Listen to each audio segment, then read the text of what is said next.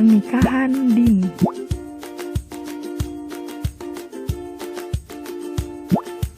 Sebelum membahas tentang pernikahan dini, apa sih pernikahan itu? Secara etimologi bahasa Indonesia, pernikahan berasal dari kata nikah yang kemudian diberi imbuhan awalan per dan akhiran an. Dalam Kamus Besar Bahasa Indonesia, diartikan sebagai perjanjian antara laki-laki dan perempuan untuk menjadi suami istri. Nah, sekarang apa sih yang dimaksud dengan pernikahan dini? Menurut Undang-Undang Nomor 16 Tahun 2019 tentang Perubahan Undang-Undang Nomor 1 tentang Perkawinan, menyebutkan bahwa perkawinan hanya diizinkan apabila pria dan wanita sudah mencapai umur 19 tahun. Ingat ya, 19 tahun. Menurut UNICEF, sebuah pernikahan dikategorikan sebagai pernikahan dini atau juga disebut sebagai pernikahan anak-anak apabila salah satu pihak yang masih berumur di bawah 18 tahun atau masih remaja. Itu nggak boleh ya. Mengapa semua ini bisa terjadi? Ada beberapa alasan mengapa pernikahan dini bisa terjadi. Yang pertama, yaitu kemiskinan. Penghasilan dan faktor ekonomi yang rendah bisa mendorong individu atau keluarga untuk melakukan pernikahan dini. Selain itu pula, semakin rendah penghasilan suatu negara, semakin besar peluang untuk terjadinya pernikahan dini. Yang kedua, yaitu akses pendidikan yang terbatas. Tingkat pendidikan maupun pengetahuan anak yang rendah dapat menyebabkan adanya kecenderungan melakukan pernikahan di usia dini. Yang ketiga, yaitu budaya yang mengikat. Kuatnya norma tradisional dan tekanan masyarakat juga menambah kemungkinan bagi keluarga yang beresiko terhadap pernikahan dini untuk mengambil sikap pro terhadap pernikahan dini tanpa mempertimbangkan kemungkinan yang lainnya. Yang keempat, perubahan tata nilai dalam masyarakat. Anak-anak zaman now sekarang lebih permisif atau bersifat terbuka terhadap calon pasangannya. Seperti halnya tentang seks. Berdasarkan penelitian Pusat Studi Kebijakan Kependudukan UGM, 70% perkawinan anak terjadi di Wonogiri pada tahun 2011 akibat seks bebas. Apa sih dampak yang terjadi akibat pernikahan dini?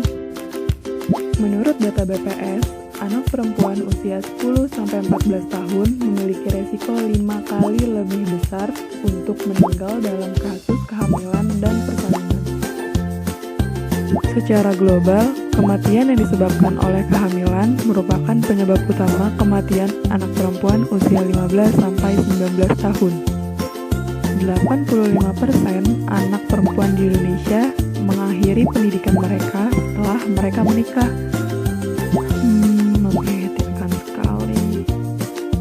Perkawinan pada usia muda membebani anak perempuan dengan tanggung jawab menjadi seorang istri, pasangan seks, dan ibu.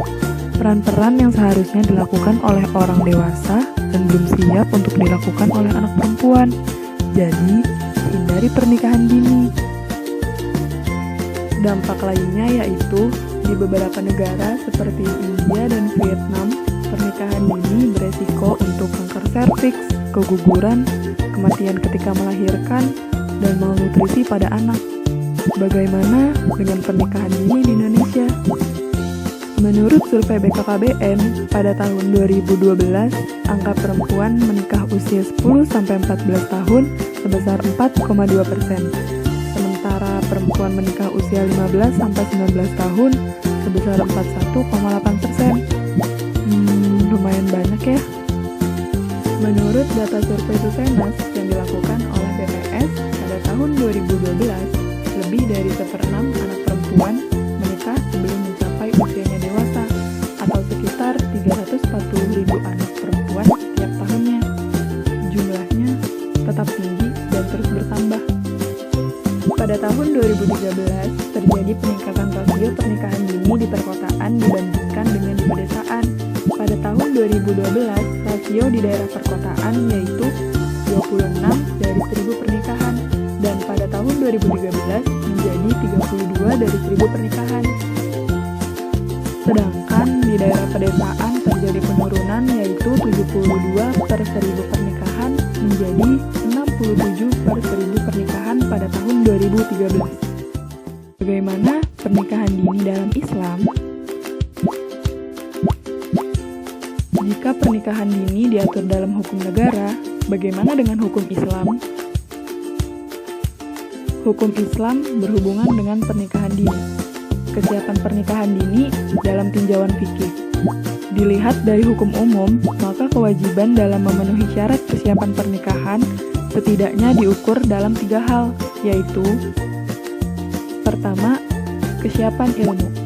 Kesiapan pemahaman dalam hukum-hukum fikih yang berhubungan dengan pernikahan, baik dalam hukum sebelum menikah, hukum pada saat menikah, dan juga kehidupan setelah menikah. Kedua, kesiapan materi. Yang dimaksud dengan kesiapan materi atau harta terdiri dari 2 jenis, yaitu harta sebagai mahar atau mas kawin dan juga harta sebagai kewajiban laki-laki setelah menikah, yaitu nafkah suami pada istri untuk memenuhi segala kebutuhan primer, sandang, pangan, dan papan. Ketiga, yaitu kesiapan fisik. Kesiapan fisik khususnya untuk laki-laki adalah bisa menjalani tugasnya sebagai seorang laki-laki. Hukum menikah dini masih menuntut ilmu. Artinya, untuk seseorang yang ingin melakukan pernikahan dini saat masih bersekolah atau kuliah, maka orang tersebut masih menjalani sebuah kewajiban yaitu menuntut ilmu. Namun, apabila tetap ingin melangsungkan pernikahan, maka hukumnya tetap sunnah, tidak wajib, akan tetapi orang tersebut dituntut untuk bisa menjalani 2 hukum yaitu menuntut ilmu dan menikah dalam waktu yang bersamaan dan dilakukan dengan baik, serta tidak mengabaikan salah satunya. Hukum pernikahan dini untuk menghindari maksiat. Artinya, mungkin seseorang tidak bisa menjaga dirinya dan khawatir bisa terjerumus ke dalam perbuatan maksiat. Maka pernikahan dini hukumnya berubah dari sunnah menjadi wajib untuk menghindari orang tersebut dari perbuatan dosa sesuai dengan syariat Islam. Hukum pernikahan yang menjadi wajib ini berarti orang tersebut harus sanggup melakukan 2 kewajiban, yaitu menuntut ilmu apabila masih sekolah atau kuliah dan menikah, meskipun terasa sulit dilakukan secara bersamaan. Tujuan pernikahan dalam Islam pada dasarnya merupakan fitrah yang sudah diberikan oleh Allah Subhanahu wa Ta'ala dan dianjurkan untuk meneruskan keturunan pada kelangsungan hidup manusia. Akan tetapi, pernikahan dini yang dilakukan pada usia yang masih belia memang memiliki banyak hal yang mengkhawatirkan dan bisa menimbulkan perceraian dalam pernikahan tersebut. Selain itu, pernikahan dini juga akan berdampak buruk untuk wanita secara biologis. Misalnya, belum dewasa dan juga gagal mewujudkan segala yang sudah menjadi cita-citanya.